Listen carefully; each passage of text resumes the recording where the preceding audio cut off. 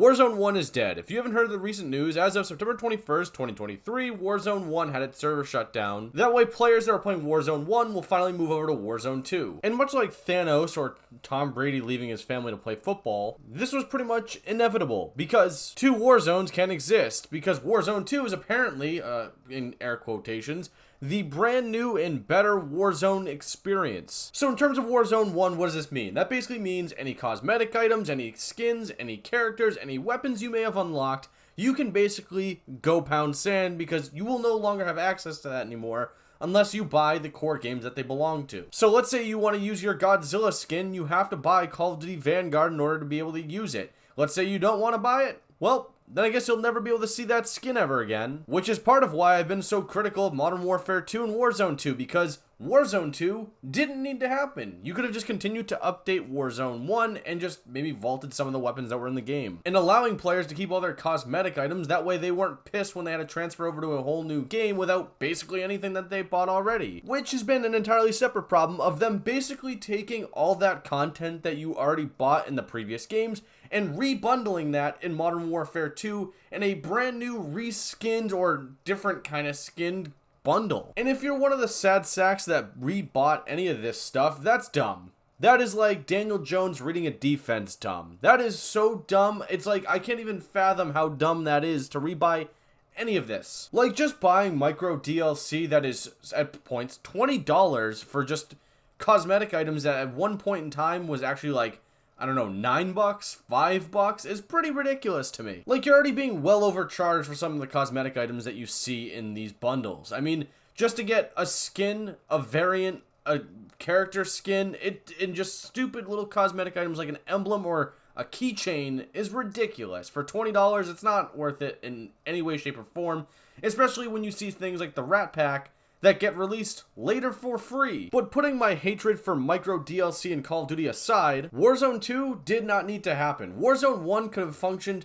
for a very long time. They could have just left it as is and kept, again, adding content to it over the years. And I think people would have still happily played it. And the people that are still saying, like, Verdansk will come back, Rebirth Island, it doesn't really matter, because Warzone 2 is a massive step backwards. Like, I could sit here and talk about how the movement isn't great, the maps aren't great, but it seems like each day they just release another update to fix something in Warzone 2. That way, ahead of the Modern Warfare 3 launch, it's ready and actually feels like what it should have been. Like, yes, Warzone 2 looks a lot better than Warzone 1.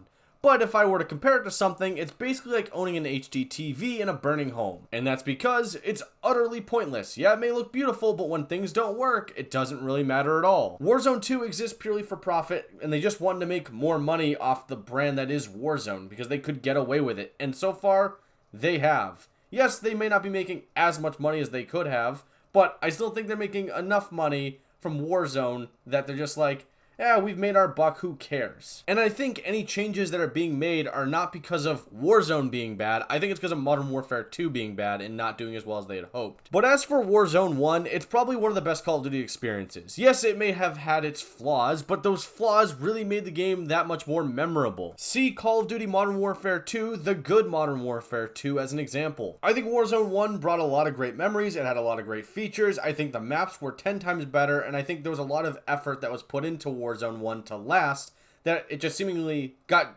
thrown in the trash can because, again, they wanted to make more money off Warzone 2. And I think there's a big question here. Was Warzone 1 just a product of COVID, or was it always just destined to succeed? And I think it succeeded as much as it did because of COVID, because I highly doubt it would have been as successful if it weren't for COVID. I think it came out at the perfect time, and I think that people just flocked to it because of everyone and their mother playing it on live streams. It was on TikTok. It was everywhere. You couldn't escape the Warzone train. And for as much as I complain about Warzone, I'm going to miss it. I think it was a very good experience. It was very fun, even though it had its flaws that were easily fixable and took way too long to fix. It was one of the most fun experiences I had had pretty much in a long time, since probably Modern Warfare 2 when playing with friends. But what do you think? Let me know in the comment section below. Are you going to miss Warzone 1, or are you just not caring at all and just vibing in Warzone 2? Or what do you think of Warzone 2? Let me know in the comments section. And it's usually at this point in the video where I tell you to like and sub, and then maybe tell you to eat Arby's. But to honor the Warzone brand, I feel like it's the perfect time to tell you about my merch store, which is in TeePublic, that you you could just find. But really, I feel like this is the perfect time to showcase a little montage of all the best moments I experienced in Warzone 1. Enjoy.